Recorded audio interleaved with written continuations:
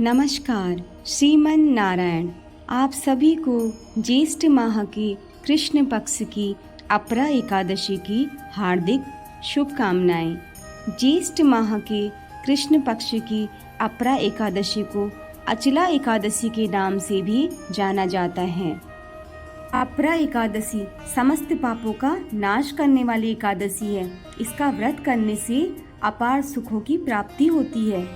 तो चलिए भक्तों, अब हम आपको अपरा एकादशी की पौराणिक व्रत कथा सुनाते हैं, जो इस प्रकार है। एक बार धर्मराज युधिष्ठिर भगवान श्री कृष्ण जी से बोले, हे मधुसूदन, मैं आपको नमस्कार करता हूँ।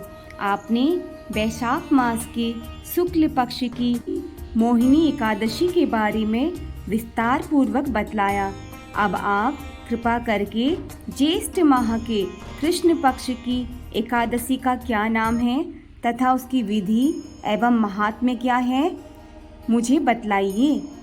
तब भगवान श्री कृष्ण जी बोले, हे धर्मराज युधिष्ठिर, ज्येष्ठ मास के कृष्ण पक्ष की एकादशी को अपरा एकादशी के नाम से जाना जाता है। यह अपार संसार समुद्र से पार करने वाली है। इस व्रत से महापापों का नाश हो जाता है। जो क्षत्रिय का पुत्र युद्ध भूमि से पीठ दिखाकर भाग जाए तो धर्मशास्त्र उसे नरक का अधिकारी कहता है। यदि वह भी अपरा एकादशी का व्रत कर ले तो निश्चय ही स्वर्ग को जाएगा। जो माता पिता गुरु की निंदा करता है, नीति उसे नरक का भागी कहती है, परंतु अपरा एकादशी का व्रत उसे भी बैकुंठ का अधिकारी बना देता है। जो फल बद्रिकाश्रम में निवास करने से मिलता है, वह अपरा एकादशी के व्रत से मिल जाता है। जो फल सूर्य ग्रहण में कुरुक्षेत्र के स्नान से मिलता है, सो फल एकादशी के व्रत से मिलता है। ब्याही गौदान अपरा एकादशी के व्रत समान है।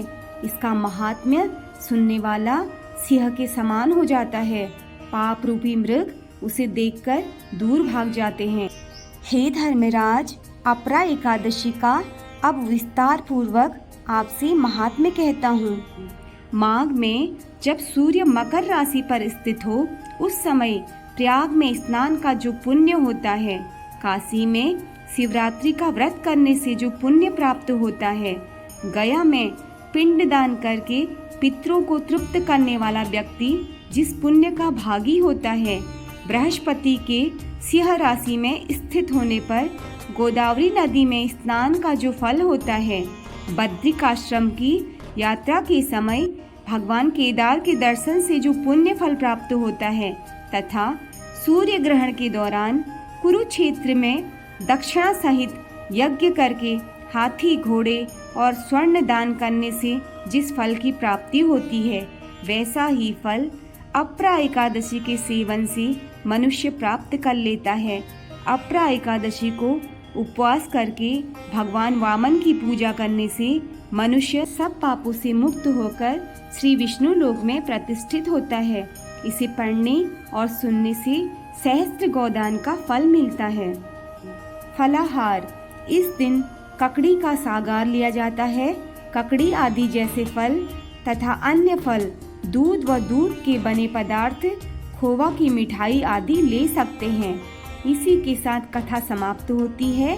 भगवान श्री हरि विष्णु जी व लक्ष्मी माता की कृपा आप सभी पर सदा सर्वदा बनी रहे।